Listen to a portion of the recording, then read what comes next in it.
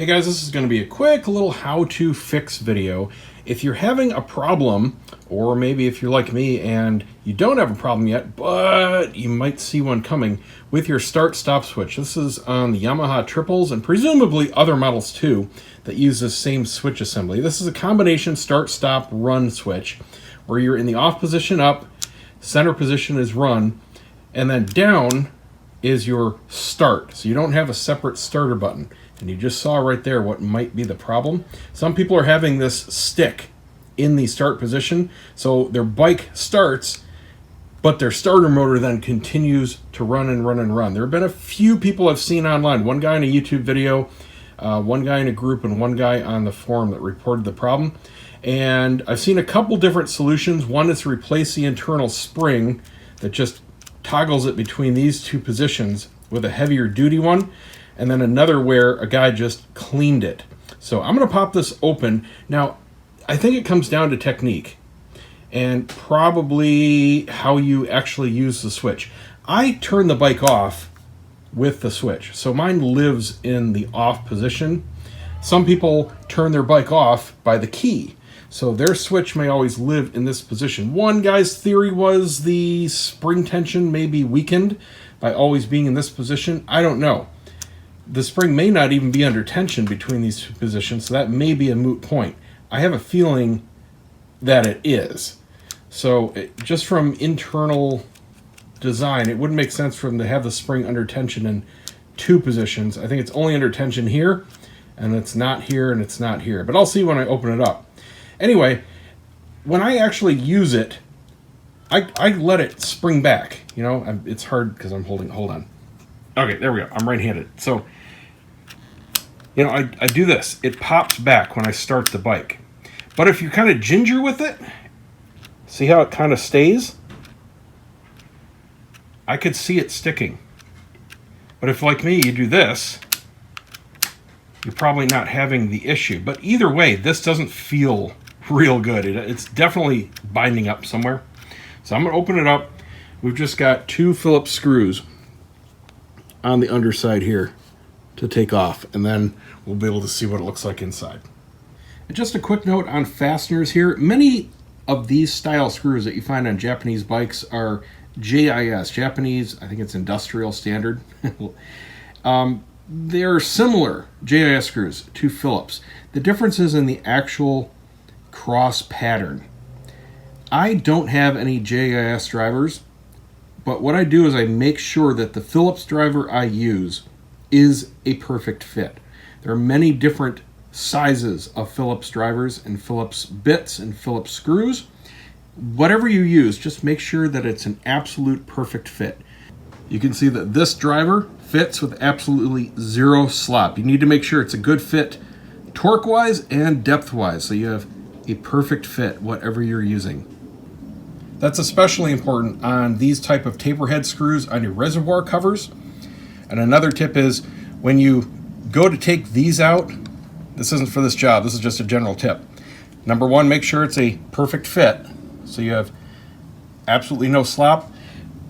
Give it a quick tap with a mallet just to break that free before you start twisting.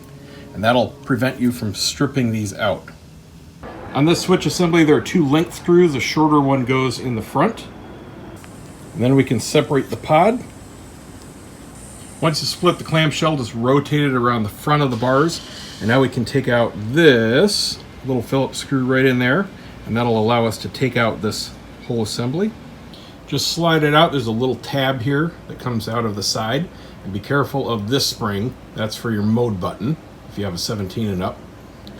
And now we can see the actual spring for the switch straight down in there. I'm not seeing anything where it's just interfering. It's a little gunky, but I mean, this is pretty new. Got less than 3,000 miles on it.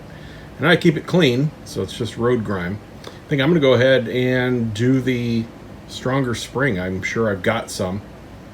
Here's a tip. I got a spring kit years ago from Home Depot. It's just a bag of all different kinds of various springs. I got it because I needed to replace one of the springs in my old Shoei helmet. And I'm sure there's one in there that will fit this nicely. Oh, and just to verify, I was right. The theory of it, if you leave your switch in the off position or use your key to shut off your bike, is moot because the spring is not under tension at all in the off or run position. It's only under pressure when you're actually going down to the start position. Okay, well, I found the problem, and it's not the spring. It is the use of grease. In this case, too much. Usually with Yamaha, they're stingy and they don't put enough grease on a part, but in this case, there's just too much dielectric in there. And I can definitely see this being a problem if you ride in inclement weather. The rain is going to drive dirt and debris in there and eventually start gumming it up. And what I'm finding is, even without the spring, the whole thing is just sticky, where the plastics are rubbing against each other. The contacts are right along this inside here. That's the only place that we need any little grease. So that's where I'll be reapplying it. But in the meantime, we need to flush all this extra gunk out there. And you can see on the spring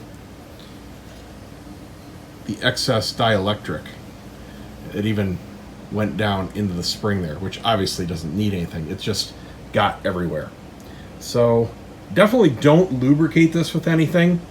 And definitely don't try cleaning this out with alcohol or brake cleaner, carb cleaner, any kind of lubricant. At best, it's not going to wash everything out. At worst, it's going to destroy your plastics. Ask me how I know. So what we need is electrical cleaner, contact cleaner. You can get this at any auto store. This is a very mild solvent. It will get out all the grease and gunk, but leave everything else alone. So liberally flush everything out, and then we will apply grease carefully just down where it needs it at those contacts. And make sure you're careful not to lose the spring in contact to go inside the mode button. So an interesting design element here I found. If you see right in the middle, there are two, they look like little grooves. Those are where the plastic runner actually contacts. When you move it down into the start position, it grinds together. In the on and off position, this kind of floats. There's no tension whatsoever. But in the start position, all the way down, it has physical tension, plastic to plastic. And I'm sure that's to prevent it from accidentally falling down at all into the start position. So there is some resistance there. But what I found is it absolutely needs to be dry. I tried a little bit of dielectric grease there, and just a thin coat. I mean, just putting it on my finger and dabbing it into that position, thinking I was greasing the track, made it stick. So keep it completely clean. And there's a nice amount of tension here. It's just enough. But any more than that, anything in there at all, this thing has a lot of tension, and the spring isn't enough to push it back. So no grease whatsoever on the plastic, and we'll be good. So all we need is just a tiny, tiny little bit of dielectric grease on the contacts themselves. And that's it. So when you assemble this, the spring goes in first, and then the little contact goes in like that. So just the two little tiny teeth are going to be sticking out. And then what we have to do is put it all in there. There's a tab that faces the top of the switch, interfaces with a slot in there. So what you have to do is hold this whole thing together, because that's going to want to spring out a little bit as you slide it into place through the hole. It's not too hard to do, but it takes two hands, and I can't show it on camera because it completely blocks it. Just like that. So right there in the center, you can see there's a little tab cut into a channel. That's where one end of the spring goes, and the other just slides into the little slot there. So it's completely captured, and like I showed earlier, when the switch is in the off position, it's not even contacting the spring. So you gotta put it in that side first, and then put it over that little tab. Use a little needle nose. All right, now we can put this center bracket back in and button it back up on the bars. Now don't go crazy cinching those two bottom screws down just hand snug. So here we go. Nice and springy. Even a gentle start, springs right back. So the trick is, it absolutely needs to be completely clean in there. Too much grease from the factory, that's really, I think, the cause.